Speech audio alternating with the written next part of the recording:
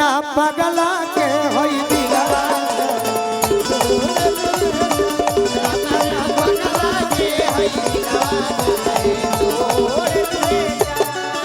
अरे कौन कारण तू करेलू बेवफाई पूछल पर झूठो सचो देवेलू सफाई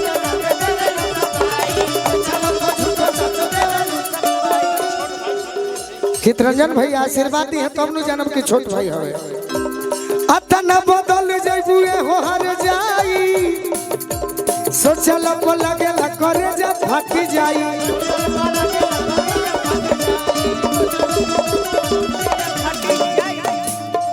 अभी अभी आशीर्वाद कृष्णा इंटरप्राइजेज अग्रेर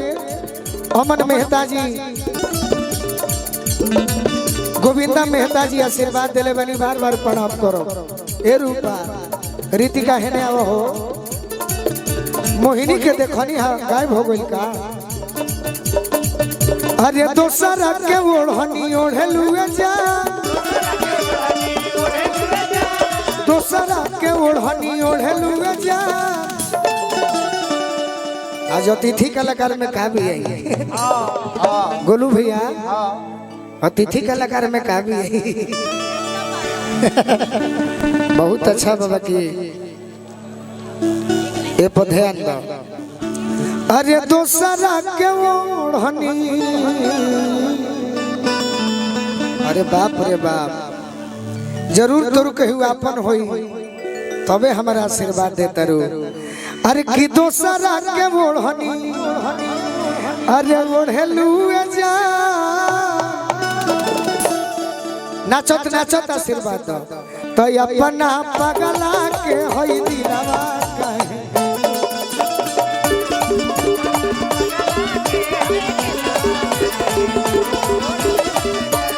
अपना पगला के होई दिलवा कहे तोड़ लुए जा ऐसे ही चले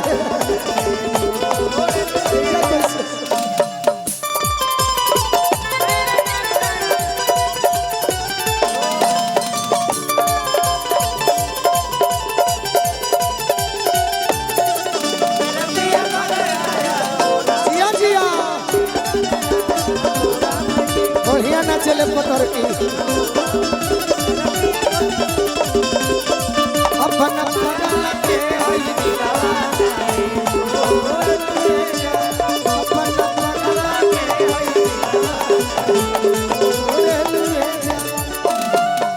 यह स्वागत है पुष्पा दीदी के तरफ से प्रभाकर राय जी के रूपा जी के आशीर्वाद मिलल ये भाई हमार दिवाकर जी बड़ी स्वागत कैले हैं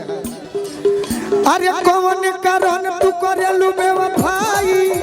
ना ना ना ना सहिल बुगो मोहम्मद जई बुता जा जा ओई बुलवट के नकरी आई खा जा ओई बुलवट के नकरी आई आ तोहरा के यार तो हजार मिली जाई है ये जरा जिंदगी में फिर नहीं आई है गोलू राजा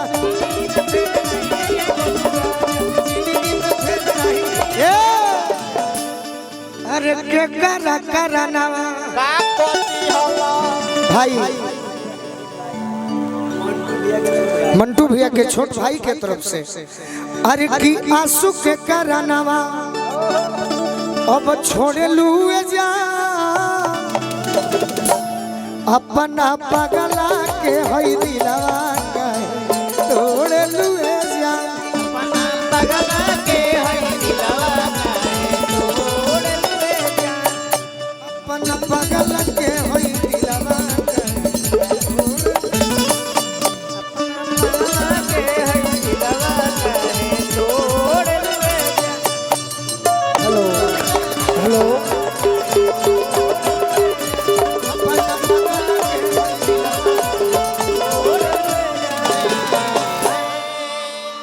कि अपना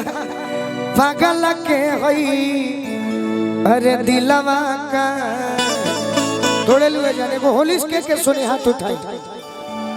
एगो होली हो जाए भाई। अभी हमार निशा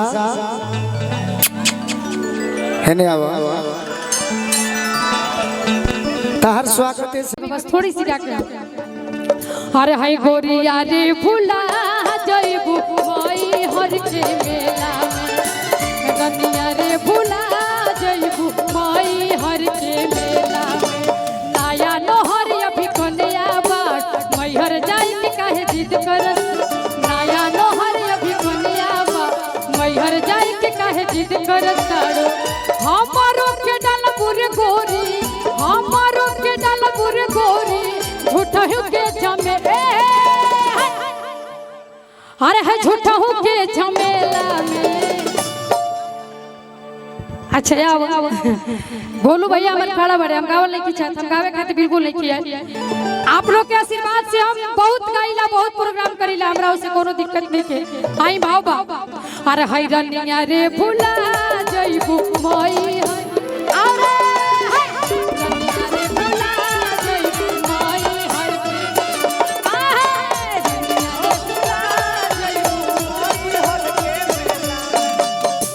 रजऊ तू बर हो जाइबा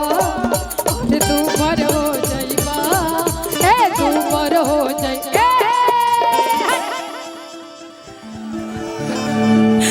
अरे सौ दुनिया के चक्कर में राजा जी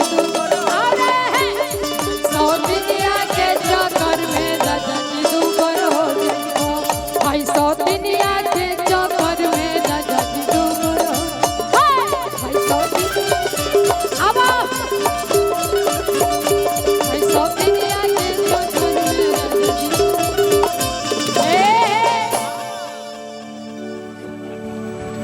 सवेरे प्रोग्राम करके सबके सामने कहते हैं मीडिया वाला के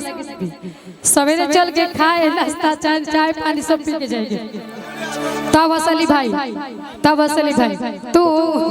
बड़ी कलाकारन के बियाह इनकर कहां मजाल बाकी नहीं है बड़ी जमा के देखले बड़ू एक बार ताली बजा दी माने ली बहुत सीनियर कलाकार भी बड़ी यही से गावे के मकसद रहला कि कुछ कह दे तो अच्छा रहल बा कि हमारा गीत पर चलो सब भाई तो